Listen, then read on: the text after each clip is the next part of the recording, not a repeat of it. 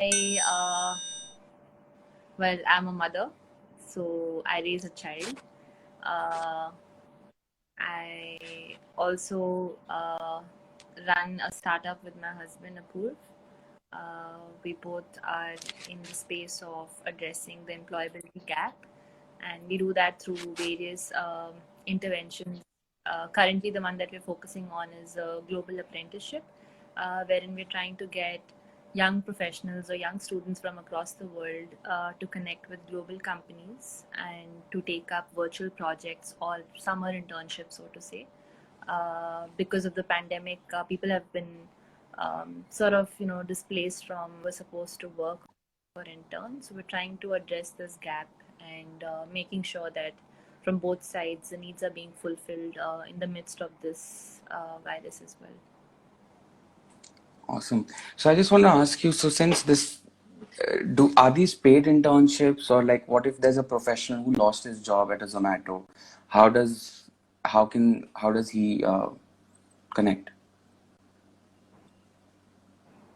Okay, so if I understood your question correctly, I mean the first part is the internships are not paid in nature, in the sense that currently, given the current economic scenario, most students are not getting paid by the companies because the pandemic has obviously affected a lot of companies around the world. It's affected their revenues.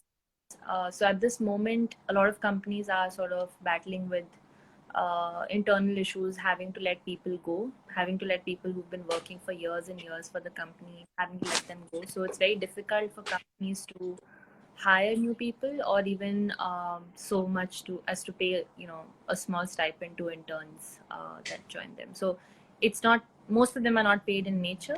And the second part of your question, I didn't quite get it. If you could just So, repeat so that for me. yeah, I'm saying, for example, there's a person working at Zomato at a good position, and because of the pandemic, since companies are letting their employees off, and such a person, can he approach the Ingenious Faces? Does that help him? So currently our programs are focused only on students who are either currently enrolled in a program at any institute all over the world, or are sort of at the completion or graduating this year from, for example, an MBA course. So right now the focus is on getting opportunities to these people. Okay, awesome. And one more thing, I heard you mentioned about the global apprenticeship program, right? So, what is the like? What is how does one find that? Like, what is the eligibility? So there's no eligibility. I mean, these programs are obviously all on our social media and our website, and anyone looking for something can obviously look up Ingenious Faces. There is no eligibility as long as you're a student enrolled in a university. All we need is your CV to match your skill sets to an organization that's looking for something that you have. Um, so yeah, I mean, it's just a mapping of skills to the needs right now. So there is no eligibility criteria. And awesome. And what is the spectrum of job roles one can choose from? So it's because by default we've had a lot of management students come on board for this apprenticeship. Also because a lot of management courses around the world either require students to take up an internship, or management students look for that internship experience to show on their CV when they're looking for a job. So keeping that in mind, we've opened up roles in the space of finance, marketing, so specifically digital marketing, internationalization, business strategy. So nothing too technical, but at the same time, almost every sort of aspect that you could cover under business and finance. And how does Ingenious Faces partner with a company? Uh, I mean, what is the way? Do the companies have a charge that they approach, and or like how does that system work?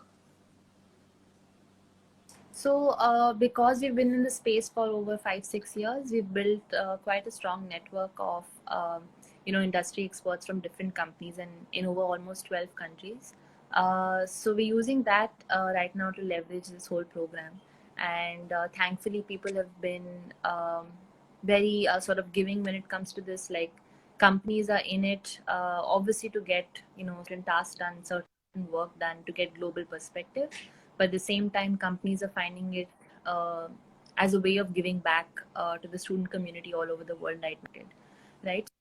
So, for example, we have companies like Paytm, we have LinkedIn, Uber, Booking.com. So we have some of the biggest companies or the biggest, the marquee names that you can think of, growth stage startups from Europe, which are doing extremely well. So companies and all kinds of company mentors who are on board, and they're on board just for either of these two reasons that I just previously mentioned.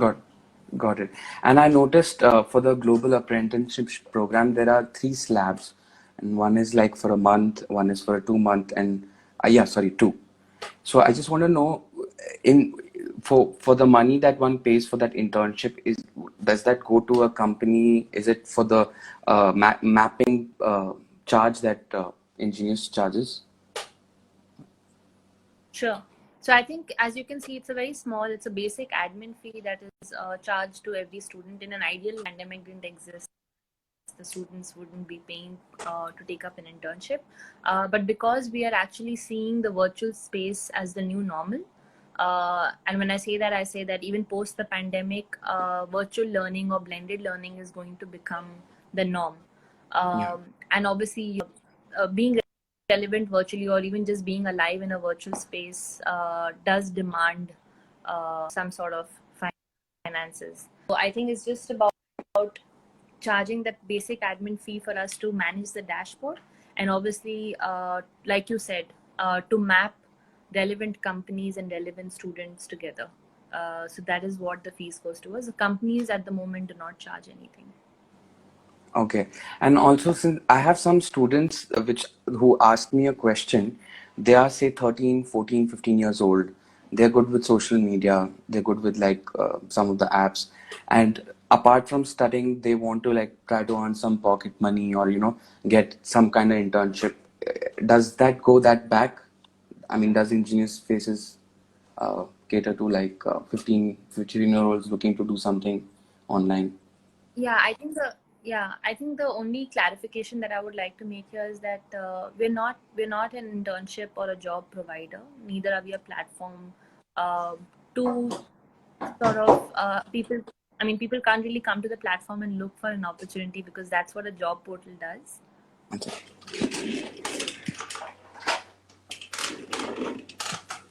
Yeah. Sorry.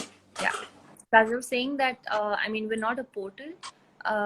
Through the intervention of, different programs that we do with universities, we've almost created this space or this product as a niche product just for our university partners, and for currently in this situation for students who are enrolled in a postgraduate program at any institution, to come and sort of use this opportunity to get some experience, to get some global experience. So our aim is always to give students a global experience.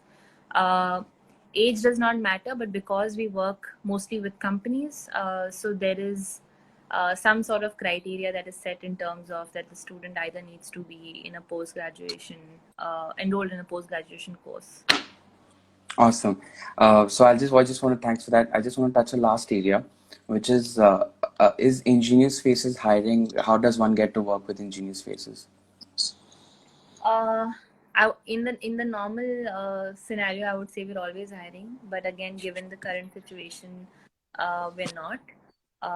We hope that things change soon, because our vision is all based on travel-based learning, and Yeah. unfortunately, travel doesn't seem like it's not. I mean, you can't really tell when you can travel next for any sort of work or even for a holiday, right? So, I think we're definitely affected by the pandemic, which limits us to, sort of just take on very few programs that we could, but also gives us a lot of space to innovate and come up with new products, like we did with the apprenticeship.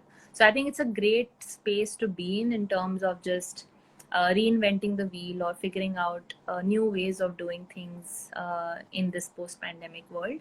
But at the same time, yes, currently we don't really see much happening this year for the company in terms of travel-based programs or travel-based learning. Awesome. So virtual is the way right now. Virtual is the way, definitely. Yeah. Awesome. Thank you so much for sharing with us exactly what you do. Is there something else you want to tell us before? Thank No, I'm just thank you. This was my first live. I really didn't know what to expect. You didn't send me like a memo or didn't tell me what questions you were going to ask me. So I wasn't like prepared, but I think it was okay. But Yeah. you'll tell me that. And thank you for giving me this Yes. opportunity. Thank you. I'm just gonna like save this video, edit it, and I'll. So I want to try to start like a podcast thing. So this is my way of doing it. Okay. Let me know if any of my answers need rephrasing. Happy to do that. Okay, Yeah. Sasha says something. First of all, she's here. Thank you, Sash. I think Deepak, once you make the video, you can share it. Although I'm super conscious, but yeah, thank you so much. Chalo. Thanks so much. Yeah. Thank you. Bye. Bye. Take care. See you soon. You too.